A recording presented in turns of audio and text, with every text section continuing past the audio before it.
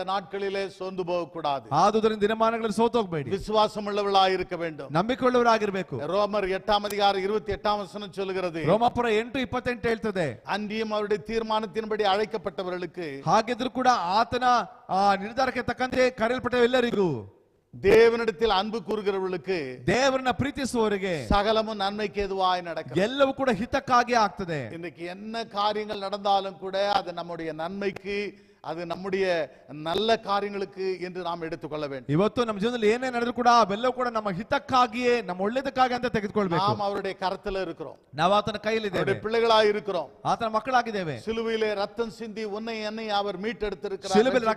ಶಿಲುಬೆಯಲ್ಲಿ ರಕ್ತ ಸುರಿಸಿ ನಮ್ಮನ್ನು ಬಿಡುಗಡೆ ಮಾಡಿದ ರಕ್ಷಿಸಿದ್ದಾರೆ. அவருடைய சரீரத்தையும் ரத்தத்தையும் நாம் புசித்து பானம் பண்ணும்போது அவருடைய பாடு மரணங்களை உயிர்த்தெழுதலை வருகையை நினைவு கூறுகிற ஒரு மக்களாய் இருக்கிறோம். ಆತನ ಶರೀರವನ್ನು ತಿಂದು ರಕ್ತವನ್ನು ಕುಡಿಯುವಾಗ ಆತನ ಜನನ, ಮರಣ, ಪುನರುತ್ಥಾನ, ಆತನ ಬರೋಣ ಜ್ಞಾಪಕ ಮಾಡ್ಕೊಳ್ತೇವೆ. அப்படி இருக்கும் பொழுது ಆ ರೀತಿಯಾಗಿರುವಾಗ நாம் ஒருபோதும் பயப்படக்கூடாது. ನಾವು ಒಂದು ಕ್ಷಣ ಕೂಡ ಭಯಪಡಬಾರದು, ಸೋತೋಗ್ಬಾರ್ದು. நம்முடைய வாழ்க்கையில் என்ன நடந்தாலும் அது நன்மையை கொண்டு வரும் என்று நாம் விசுவாசிக்கிறோம். ನಮ್ಮ ಬಾಳಲ್ಲಿ ಏನೇ ನಡೆದ್ರು ಕೂಡ ಅದು ಒಳ್ಳೆದನ್ನೇ ಕೊಂಡು ಬರ್ತದೆ ನಂಬೇಕು ನಾವು. விசுவாசிக்கிறவன் பதறான்.